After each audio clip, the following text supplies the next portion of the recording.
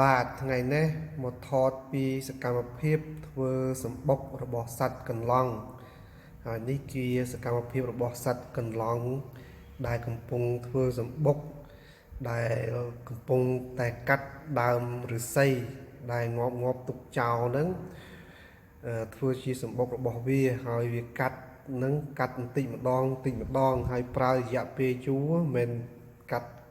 ប្រើរយៈពេលលឿនទេប្រើរយៈពេលធ្វើសម្បុកនឹងជិត1ថ្ងៃបានសម្បុកនឹងមួយហើយកាត់នឹងគឺកាត់ដាច់ដើមឫស្សីនឹងកាត់ចាប់បន្តិចម្ដងហើយកាត់នឹងឮសលេងដាច់កាត់ទៅឮសលេងជ្រឹបដាច់ហើយបើសិនកន្លងនឹងមកខំដៃយើងប្រហែលជាដាច់ដែរដោយសារដើមឈើនេះដើមឫស្សីនេះដែលវាកាត់នឹងគឺកាត់ដាច់អញ្ចឹងបើសិនវាសត្វកន្លងនឹងមកខំដៃយើងក៏ដាច់ដែរហើយនៅពេលដែលខ្ញុំដើរចូលគៀកវានឹងវាផ្អើលយើង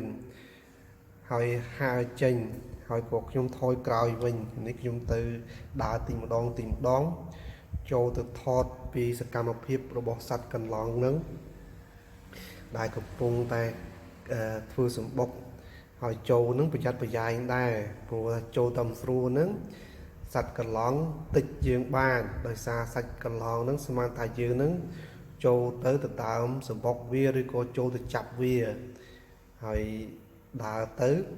តម្រាំវាឲ្យយើងថតបានដោយស្រួលនោះគឺយើងចូលទៅលបហើយឈរធ្វើមិនដឹងហើយពេលចូលតពងគឺសត្វកន្លងផ្អើល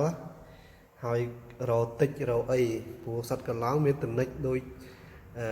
សត្វស្រាំងឬអូម៉ាល់ដែរតិចឈឺដែរហើយចំពោះអ្នកដែលចាញ់វិញបើសិនសត្វកន្លងនឹងតិចយំដែរព្រោះសត្វកន្លងតិចបែកឈាមព្រោះខ្ញុំធ្លាប់សត្វកន្លងតិចហើយអាសាតិចសត្វល្អិតតិចអញ្ចឹងទៅអត់សូវចាញ់មកទេតែស៊ាំនឹងសត្វតិចទេហើយនេះជាសកម្មភាពរបស់សត្វកន្លង់ដែលកំពុងកាត់ដើមឫស្សីតាំងពីព្រឹករហូតដល់រងាចរសៀលថ្ងៃជិតលិចបានរួចហើយកាត់បន្តិចម្ដងហើយដល់ពេលខ្ញុំឈរក្បែរវាទៅយូរទៅស៊ាំវាលែងផ្អើលលែងអីហើយក៏បានថតវាតាមសម្រួលបានសម្រេច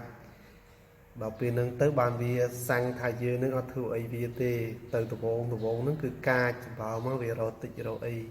ផងនេះថតសកម្មភាពពេញវីដេអូពេញដែលថតប្រើរយៈពេលយូរបានហើយក៏វាកាត់នឹងបន្តិចម្ដងហើយកាត់នឹងឮស្នូច្រឹបកាត់ដាច់ហើយកន្លងនេះមើលទៅស្អាតស្លាបរបស់វានឹងពណ៌ភ្លឺស្អាតហើយនឹងជាប្រភេទកន្លងឈ្មោលហើយសួរថាមិនបានខ្ញុំស្គាល់កន្លងញីឬកន្លងឈ្មោលហើយសម្គាល់មិនថាកន្លងនឹងឈ្មោលដោយសារទី1គឺស្លាបរបស់វានឹងភ្លឺភ្លេងស្អាតភ្លឺភ្លេងមើលទៅឃើញភ្លេងហើយមួយទៀតនោះគឺមៀតរបស់វាធំមៀតរបស់កន្លងនឹងធំជាងមួយរាមមេដៃយើងទៀតតែបើសិនណាកន្លងញីស្លាបរបស់វានឹងអត់ភ្លឺភ្លេងអញ្ចឹងទេស្លាបរបស់វាមើលទៅឃើញខ្មៅឬក៏រាងពណ៌រាងសកមឬក៏មើលទៅរាងក្រហមវិញតែមើលទៅឃើញភ្លឺភ្លេងអញ្ចឹងគឺប្រភេទកន្លងឈ្មោលហើយមៀតរបស់សត្វកន្លងញីនោះតូចជាងកន្លងឈ្មោលតូចជាងបន្តិចដែលយើងមើលទៅដឹងស្គាល់ថាកន្លងញីឬកន្លងឈ្មោលប្រៀបដូចសត្វមាន់អញ្ចឹងមាន់ឈ្មោលនិងមាន់ញីមាន់មួយយើងសម្គាល់ថាមាន់នឹងញីឬឈ្មោលមាន់ឈ្មោលមាន់គោកធំជាងមាន់ញីហើយ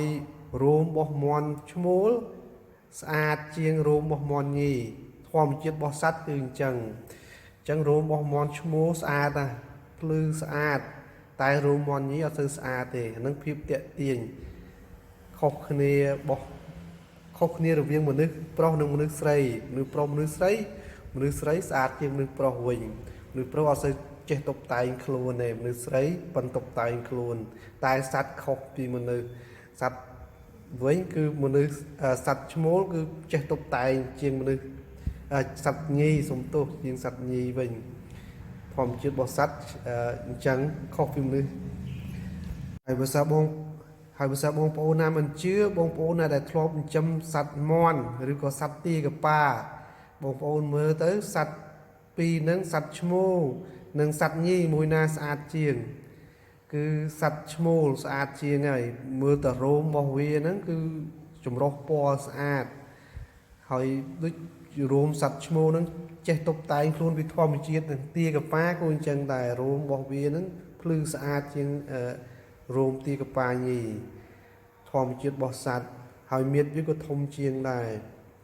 ហើយចំពោះសត្វញីវិញមិនថាមាន់ឬក៏សត្វទាទេគឺរោមរបស់វាហ្នឹងគឺអត់សូវស្អាតទេពណ៌វាស្អាតហើយបើសិនមានពណ៌ច្រើនក៏ពណ៌វាអត់សូវភ្លឺស្អាតដែរហើយចំពោះមាឌវិញគឺយើងមើលទៅដឹងបតើមាឌមាន់ញីឬក៏ទាញីមាឌរបស់វាល្អិតជាងទាឈ្មោលយើងមើលទៅសម្គាល់ដឹងហើយចំពោះសត្វកន្លងក៏អញ្ចឹងដែរយើងមើលទៅដឹងដោយសាររោមរបស់វាហ្នឹងស្លាបរបស់វាហ្នឹងហើយនឹងមាឌរបស់វាអញ្ចឹងយើងមើលទៅដឹងស្គាល់ថាសត្វញីឬក៏សត្វឈ្មោលយើងសម្គាល់អញ្ចឹងពួកខ្ញុំធ្លាប់មានបទពិសោធន៍ធ្លាប់ពីតូចនៅក្មេងៗហ្នឹងធ្លាប់ចាប់សត្វកន្លងលេងឃើញវាចោះរុនឬក៏ចូលរុនអញ្ចឹងទៅយកដបមួយមកញាត់នឹងមាត់រុនហ្នឹងហើយគោះវាអញ្ចឹងឲ្យចេញហើយចាប់វាដាក់ចូលក្នុងប៉ោតហើយសកត់វាពីលើយកកណាត់រុំស្ដាប់សលេងវានឹងនេះហ្នឹងឬងើទៅនៅក្មេងៗអាសាចាប់វាលេងអញ្ចឹងហើយអាសាកន្លងតិចដល់យើងទៅស្គាល់វាច្រើនមិនច្បាស់លាស់ប្រហែលទេប៉ុន្តែគាត់ស្គាល់ច្រើនអាសាចាប់វាលេងហើយសត្វកន្លងនេះពេលណាវាធ្វើសបុកហើយធ្វើឲ្យហើយអញ្ចឹងគឺវាមានមកគូរបស់វាហើយភាគច្រើនសត្វឈ្មោលចោះរុនធ្វើរុនអញ្ចឹងទៅធ្វើរុនអីហើយអញ្ចឹងទៅគឺមានសត្វកន្លងញីមកនៅជាមួយដែរតែមុននឹងសត្វកន្លងញីមកនៅត្រូវសត្វឈ្មោលនឹងចោះរុនធ្វើសបុកដែរប្រៀបដូចសត្វចាបអញ្ចឹងសត្វចាបភាគច្រើនសត្វឈ្មោលអ្នកធ្វើសបុកទៅពំស្លឹកឬក៏ពំមែកឈើកាត់ស្លឹកឈើចាក់ធ្វើជាសបុកហ្នឹងភាគច្រើនសត្វឈ្មោលអ្នកទៅកាត់ពំសត្វញីជួយតិចតួចនៅយាមសបុកឬក៏មើលកន្លែងតែអ្នកធ្វើពិតប្រកបនោះគឺសត្វឈ្មោលទេអ្នកធ្វើបងប្អូនមិនជឿមើលឯកសារសត្វដឹងហើយដូចគ្នាអញ្ចឹងហើយនេះពេលវានេះពងទៅចោះធ្វើរុនតែចោះនឹងចិត្តបានសម្រេចរបស់វាហើយចោះយូរមែនតែនឈរចាំថតវាឡើងរួចជើងខ្លួនឯងដែរហើយនេះវាធ្វើសបុករួចរាល់អស់ហើយគឺនៅសម្អាតមាត់រុនហើយនឹងកតិចខ្លះធ្លាក់ចូលក្នុងរុនឫស្សីអញ្ចឹងវាត្រូវពំកតិចនឹងបោះចេញមកក្រៅហើយវាចូលទៅពំទីម្ដងហើយធ្វើបានជោគជ័យរបស់វាហើយនៅរសៀលថ្ងៃកងភ្នំបានវាចោះរុនហើយគឺការព្យាយាមរបស់វាពិតជាបានសម្រេចធ្វើតិចម្ដងហើយវាធ្វើរួចរាល់អស់ហើយអញ្ចឹងពី3ថ្ងៃក្រោយមកមានសត្វកន្លងនេះមកនៅជាមួយដែរ